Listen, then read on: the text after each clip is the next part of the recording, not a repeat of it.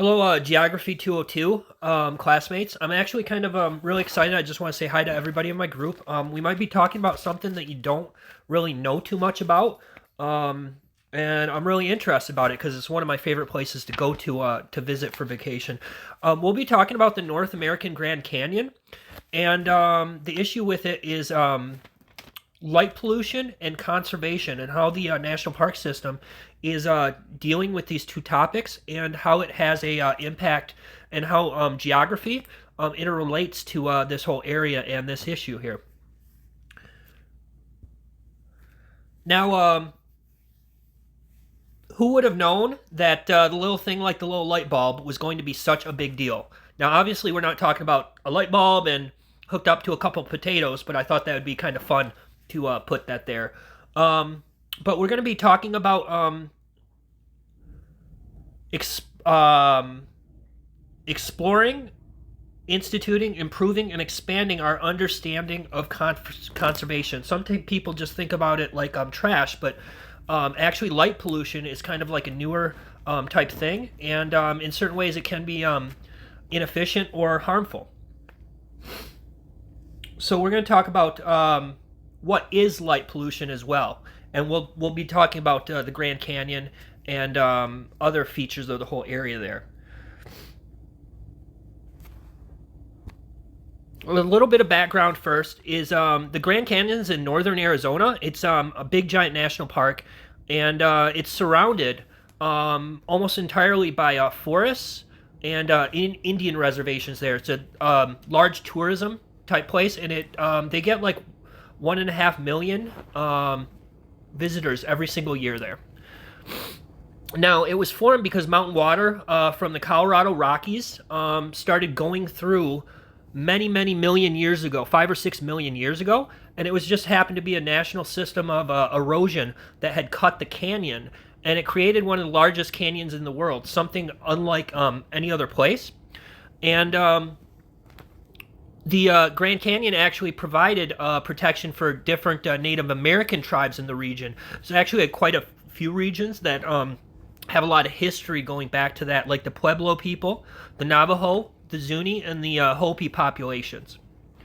And the park itself was established in February 26, 1919, and it's a very big, giant, has a lot of biodiversity, and it's very unique in the fact that it has a lot of very uniqueness because it's in very small localized areas, because at the top of the Grand Canyon it's 7,000 feet in elevation, but down at the bottom you lose like 6,000 feet down there.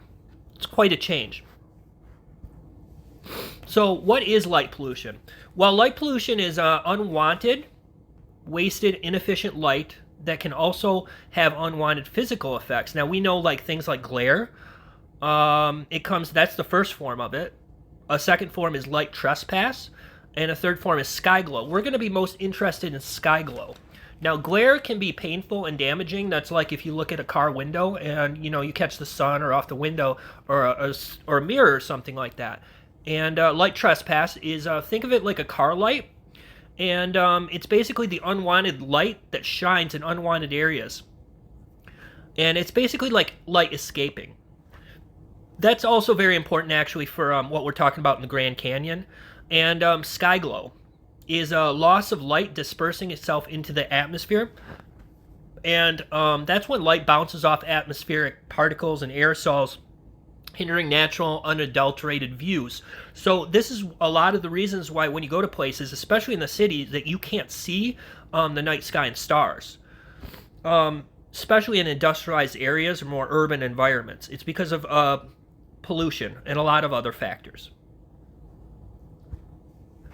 There's a nice chart of sky glow, and you see at the top there's basically a sky that you don't see a lot of stars in, and you see the three different forms on the chart there of light trespass, glare, and you see basically a little illustration there of what useful light is there. So the Grand Canyons decided that they're going to address light pollution because they wanted to be one of the largest dark sky parks in the world. So they did it many years ago, and conservation is a large part of addressing this, but it's conservation in a new way that we never really thought about it. So we found out that we lose about 30% of our total outdoor lighting in the United States because it's completely wasted. So 30% of that resource, basically it's just completely inefficient energy that's completely wasted. And so one big giant step that the Grand Canyon took was they started inventorying and recording all their light fixtures. And we use it in our homes. We use like LED lighting. And we just think it's second nature to like improve our light fixtures and our technology in the home. Well, in a national park setting, it was pretty monumental type thing to do. So it took a few years for them to do that. But it all translates to less energy waste. More viewer-friendly sky for night watching, and like I said, the LED technology made it possible. And between 2016 and 2019, the park was granted full nighttime dark sky park status, and it's now the largest official dark sky park in the world. Now, when we think of the Grand Canyon, we have to look at how it relates to geography here and what we're studying. Well, the climate of the whole area basically has very good weather that's conducive to wanting to go and be a tourist and vacation and to look at the night sky.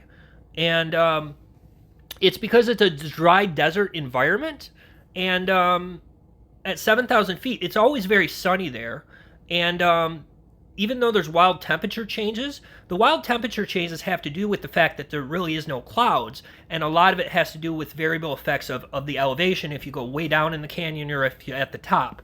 But basically, moisture from the ocean comes over the mountains of California, and it's lost, and it makes Arizona a very sunny place and a very nice temperate place to be. And the best weather in the Grand Canyon is during the spring and the fall.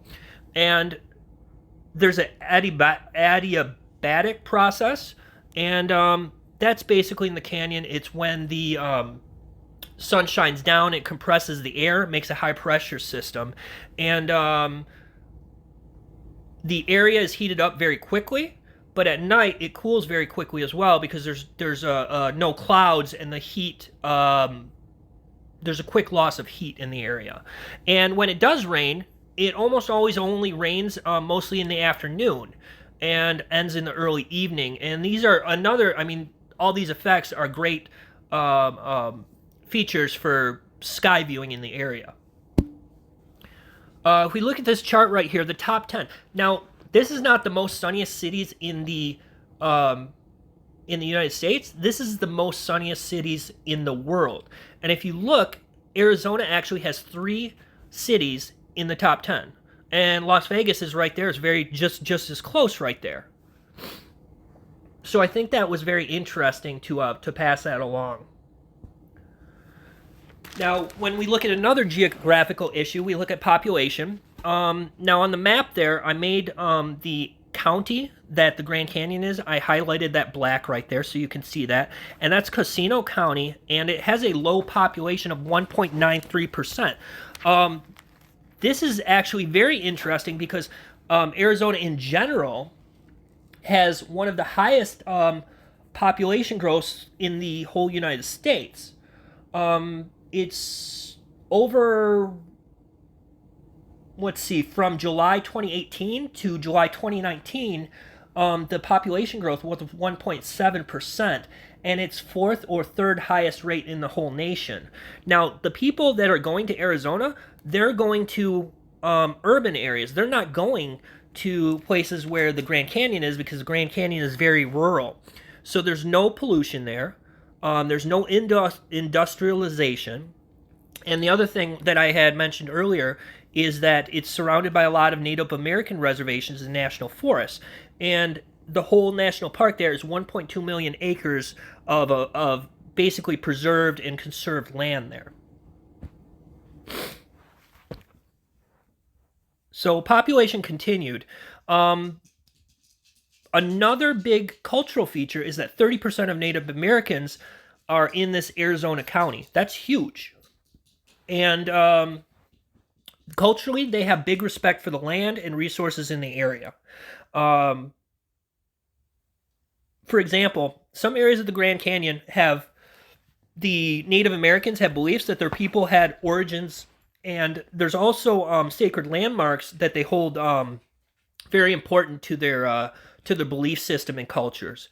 And so here's a really good example of their idea of conservation. In 2016, they rejected large-scale development of tourism there because the developers wanted to have water rights, and the Native Americans actually chose on the side of conservation and preservation because they thought that it would impact the neighboring habitats of a lot of the animals and the area there. And a lot of times the Indians and the Park Service, they side on conservation equally together.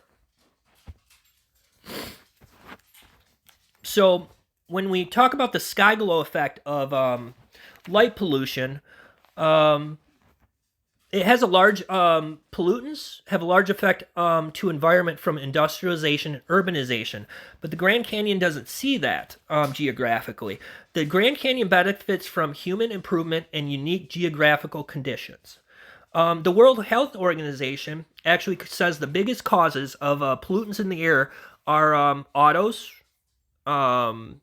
industrial operations, manufacturing, things like that, heat and power generation, and residential factors like home heating.